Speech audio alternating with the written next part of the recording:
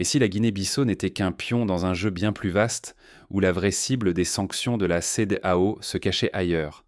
Imaginez un instant que la tempête qui secoue ce petit pays ne soit en réalité que la partie émergée d'un iceberg, une manœuvre calculée pour masquer une lutte de pouvoir régional sans précédent. Ce jour-là, à Abuja, l'atmosphère était électrique, chargée d'une tension presque palpable. Les chefs d'État de la CEDEAO arrivaient un à un, les traits tirés, les regards soucieux. Ce n'était pas l'assurance d'une organisation sûre d'elle, mais la fébrilité d'une institution sur la défensive, consciente que chaque décision prise pourrait avoir des conséquences irréversibles. Les couloirs bruissaient tant de rumeurs. Qui serait le prochain à défier l'ordre établi? Un tel climat rappelle étrangement d'autres grands moments de l'histoire. On pense par exemple à la Ligue des Nations dans les années 30, impuissante face aux coups de force successifs de ses membres, ou encore à la Communauté des États indépendants lors de l'effondrement de l'Union soviétique. Ces institutions, jadis puissantes, ont vu leur autorité s'éroder lorsque les règles du jeu ont changé plus vite qu'elles n'ont su s'adapter.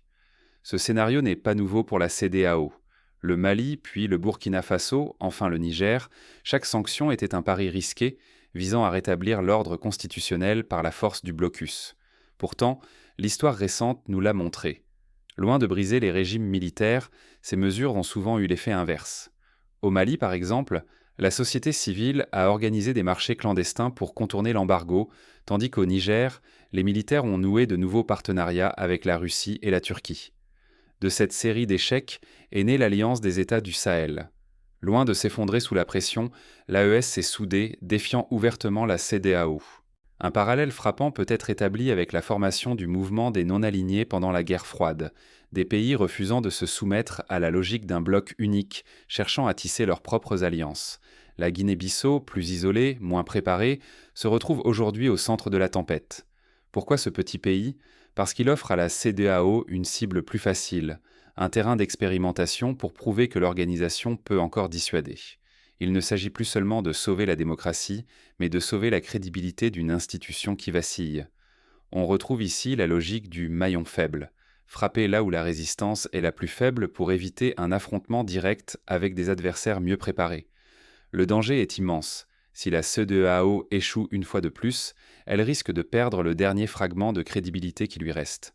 On a vu dans l'histoire de l'Union africaine comment des échecs répétés face aux crises internes avaient mené à une perte d'influence et à la montée en puissance de nouveaux pôles régionaux.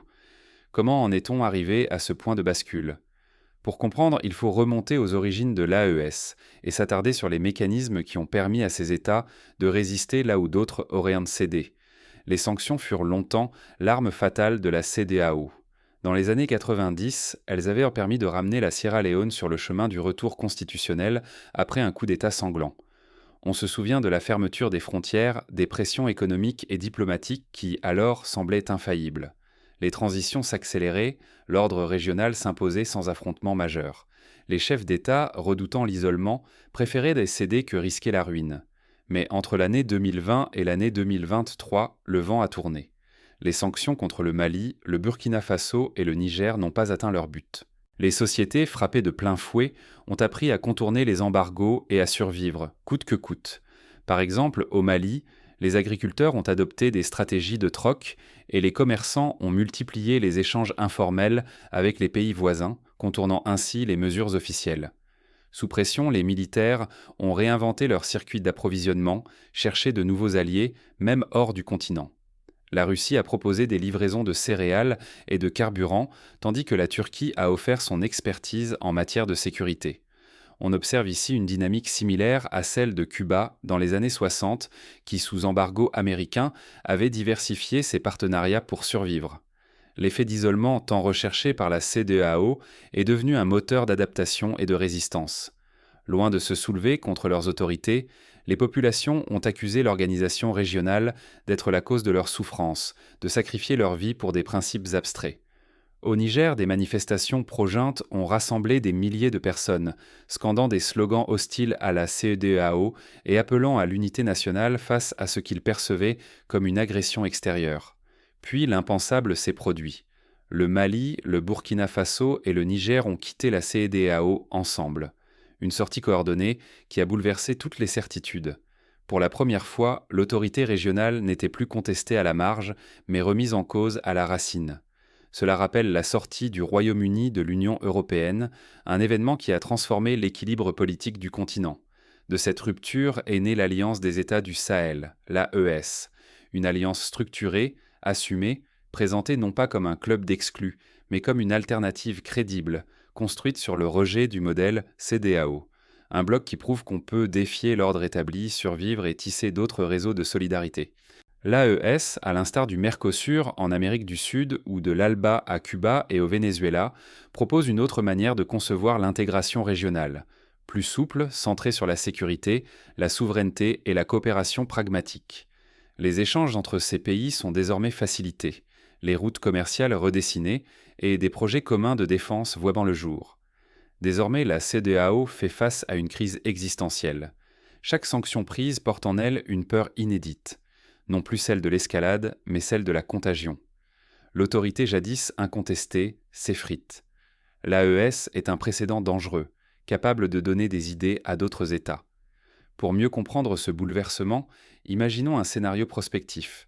Si un autre pays, par exemple la Côte d'Ivoire ou le Sénégal, venait à connaître une crise institutionnelle, la tentation de rejoindre l'AES serait désormais bien réelle.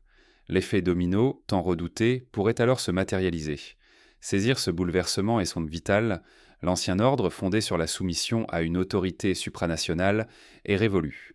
Ce qui se joue, c'est l'équilibre ouest-africain, la capacité de chaque nation à choisir sa propre gouvernance, la sécurité collective et l'avenir politique des peuples. On retrouve le dilemme qu'ont connu les pays d'Europe centrale après la chute du rideau de fer, rester dans l'orbite de l'ancien bloc ou inventer une nouvelle voie. Face à ce risque, pourquoi la CEDEAO concentre-t-elle son énergie sur la Guinée-Bissau?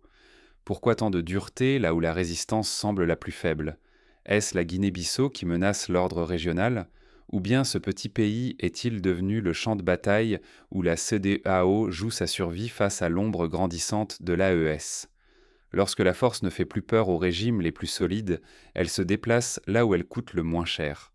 Le choix de la CEDEAO de s'attaquer à la Guinée-Bissau n'est pas une coïncidence. C'est un coup calculé. Viser le maillon le plus faible pour afficher sa puissance sans trop risquer. On se souvient ici du traitement réservé à la Gambie en 2016, lorsque la CEDEAO avait mobilisé une force militaire pour forcer le départ de Yahya Jammeh. L'intervention avait été saluée, mais elle n'aurait sans doute pas été tentée dans un pays à l'armée plus puissante. Aujourd'hui, la Guinée-Bissau est le laboratoire de l'organisation régionale. La CEDEAO veut prouver que ses sanctions, ses menaces et ses missions de maintien de la paix ne sont pas totalement dépassées. Ici, la résistance est limitée, l'armée divisée et aucun allié influent n'est prêt à intervenir en cas d'escalade. Pourquoi elle? Parce qu'aucun bloc de sécurité rival n'existe et que les institutions sont fragiles.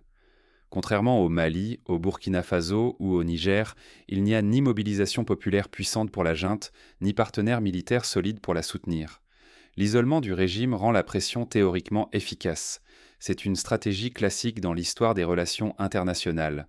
Choisir ses combats en fonction du rapport de force, comme les puissances occidentales l'ont souvent fait lors des interventions humanitaires sélectives. En parallèle, le Bénin est célébré pour sa gestion de crise. Mais derrière ces louanges, c'est surtout la méthode CEDEAO qui est validée, sa capacité à juguler une crise sans remettre en cause sa propre autorité. Le Bénin devient le modèle, la preuve que l'organisation peut encore imposer l'ordre là où il n'y a pas d'alternative crédible. Ce cas d'école est souvent cité dans les séminaires de diplomatie régionale comme un succès à reproduire. Pourtant, cette rigueur n'est plus la règle partout. Les sanctions les plus sévères ne s'abattent plus sur les États les plus récalcitrants, mais sur ceux qui semblent incapables de riposter. Là où la contagion paraît improbable, la CEDEAO durcit le ton. Là où l'échec serait trop humiliant, face à l'AES ou à une contestation solide, elle recule ou adapte sa stratégie. Ce double standard alimente la frustration régionale, renforçant l'idée que l'organisation agit moins au nom de principes que pour sauver ce qu'il reste de son autorité. Désormais, tout dépend de la réussite de cette opération. Si la CEDEAO échoue à soumettre la Guinée-Bissau, elle expose sa fragilité à toute l'Afrique de l'Ouest. Le signal serait limpide, ces menaces n'intimident plus. Ces outils ne font plus recette. Les autres régimes pourraient alors être tentés de tester, voire de défier, un système qui ne tient plus que par l'apparence de la force. Pour illustrer, rappelons-nous la crise ivoirienne de 2010. La CEDEAO avait menacé d'intervenir militairement, mais s'était finalement retrouvée dépendante de l'appui français pour imposer une issue. Ce précédent a durablement marqué la perception de l'organisation dans la région. Cette stratégie sélective n'est pas sans effet. Elle ne dévoile pas seulement les fissures du système, elle façonne aussi la perception et les décisions des autres acteurs régionaux. Les discussions dans les chancelleries africaines et les analyses de think tanks spécialisés sont unanimes. La crédibilité de la CEDEAO est en jeu, et chaque échec potentiel est analysé à la loupe. L'épreuve de force engagée en Guinée-Bissau devient ainsi un révélateur des fragilités de la CEDEAO. Mais en coulisses, un autre modèle s'impose, prêt à bousculer l'ordre établi. L'AES propose des exercices militaires conjoints, développe des réseaux de renseignement et multiplie les accords bilatéraux, imitant en cela les premières années de l'OTAN en Europe. Et si chaque sanction n'était plus un avertissement pour le seul coupable, mais un message adressé à toute la société? Aujourd'hui, en Afrique de l'Ouest, les sanctions ont cessé d'être de simples outils d'ordre. Elles sont devenues des symboles, des signaux de force.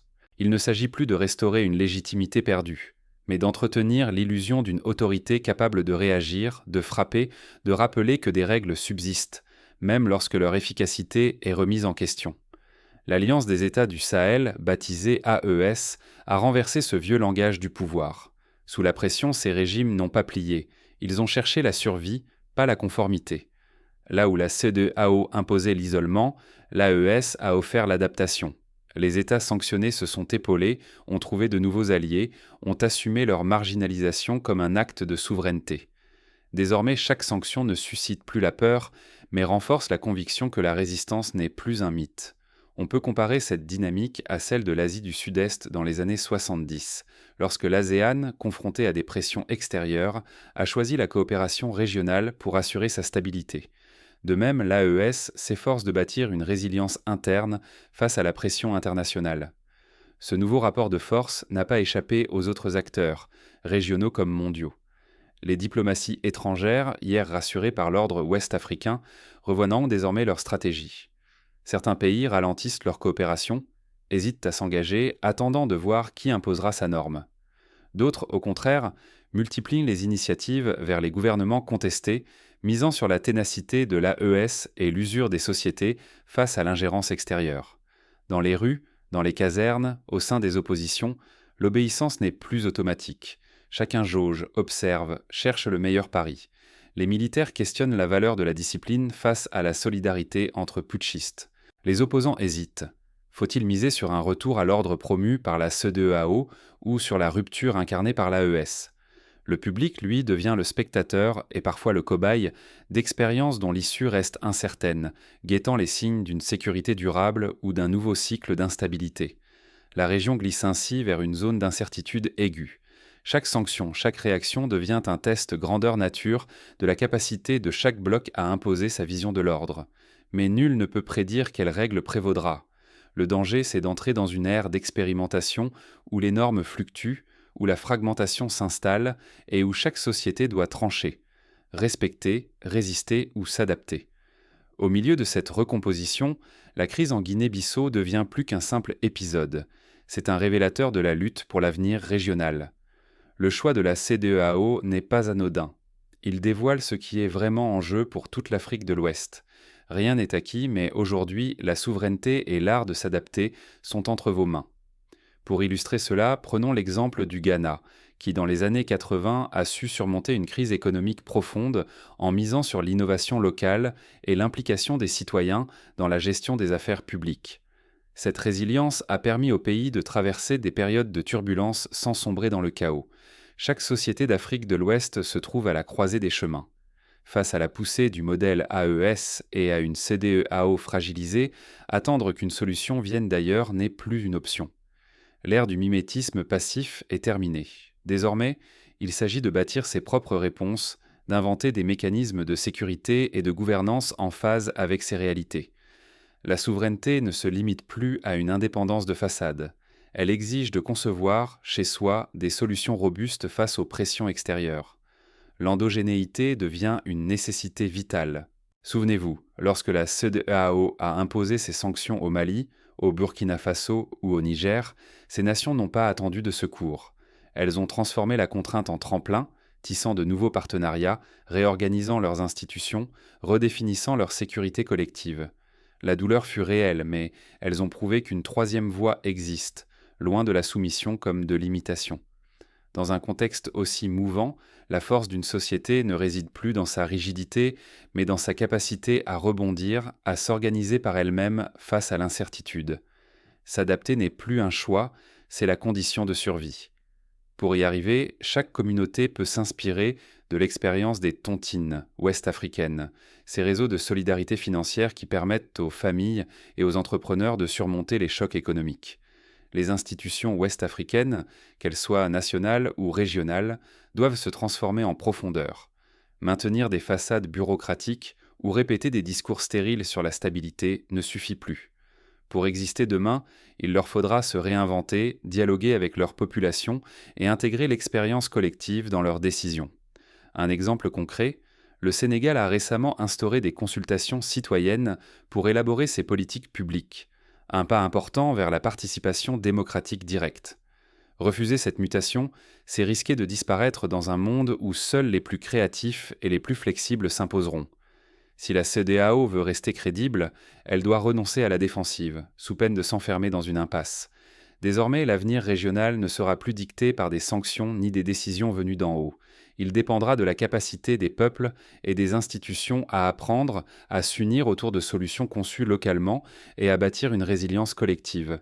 Par exemple, des coopératives agricoles transfrontalières pourraient en renforcer la sécurité alimentaire tout en rapprochant les communautés voisines. Mais cette capacité d'adaptation sera-t-elle suffisante face à la pression grandissante des blocs rivaux ? La prochaine étape révélera jusqu'où les acteurs sont prêts à aller pour préserver leur avenir. Pour anticiper, il serait judicieux de mettre en place des plateformes de dialogue régionales réunissant société civile, autorités et partenaires extérieurs afin de prévenir les crises et désamorcer les tensions. Quand le pouvoir avance masqué, c'est à nous de rester lucides. La crise en Guinée-Bissau n'est que la surface d'un bouleversement régional bien plus vaste. Si la CEDEAO durcit le ton, ce n'est pas pour défendre la démocratie en soi, mais parce qu'elle sent son autorité vaciller. L'AES, en proposant une nouvelle voie, a ébranlé l'édifice ancien et offert une alternative séduisante pour d'autres États. Ce qui se joue ici n'est pas une querelle ordinaire. À chaque coup d'État toléré, à chaque sanction inefficace, c'est la liberté des peuples à disposer d'eux-mêmes qui s'amenuise. Pour masquer ses échecs face aux États solidaires, la CEDEAO tente de réaffirmer son contrôle sur les pays les plus fragiles, dont la Guinée-Bissau. Mais cette fermeté trahit surtout une inquiétude profonde. Peur de l'effritement, peur que d'autres nations optent pour le schéma proposé par l'AES, peur que l'unité régionale ne devienne qu'un souvenir. Dans cette lutte, les citoyens risquent d'être sacrifiés, relégués au rang de simples pions dans un jeu qui les dépasse.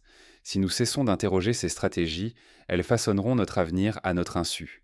Rien ne prouve que les sanctions imposées ramèneront stabilité ou justice. L'histoire récente montre que les modèles venus d'en haut se heurtent vite aux réalités du terrain. Pour ne citer qu'un exemple, les interventions étrangères en Libye ou en Centrafrique ont souvent aggravé les crises au lieu de les résoudre. Pour ne pas subir les conséquences de cette confrontation, il faut rester vigilant, débattre à voix haute et refuser l'indifférence qui conforte le statu quo. Chacun peut agir, ne serait-ce qu'en s'informant, en participant au débat public ou en rejoignant des mouvements citoyens pour la transparence et la justice. Le sort de la région ne se jouera ni dans les bureaux fermés d'Abuja, ni entre quelques dirigeants isolés. Il dépendra de notre capacité collective à réclamer la transparence, à contester la logique des rapports de force et à bâtir de nouveaux repères ensemble. L'expérience du Bénin, qui a su restaurer la stabilité grâce à une mobilisation citoyenne et une médiation inclusive, montre que des alternatives existent. Dans la tempête, quand les puissances redessinent les lignes, c'est à nous de refuser la résignation. Fermer les yeux, c'est laisser d'autres écrire l'histoire à notre place. Mais ouvrir les yeux, c'est choisir de participer, de questionner et de construire un avenir commun, au-delà des jeux d'influence et des intérêts de quelques-uns. À la croisée des chemins, l'Afrique de l'Ouest a une occasion unique de réinventer son destin. Reste à savoir si nous saurons la saisir ensemble.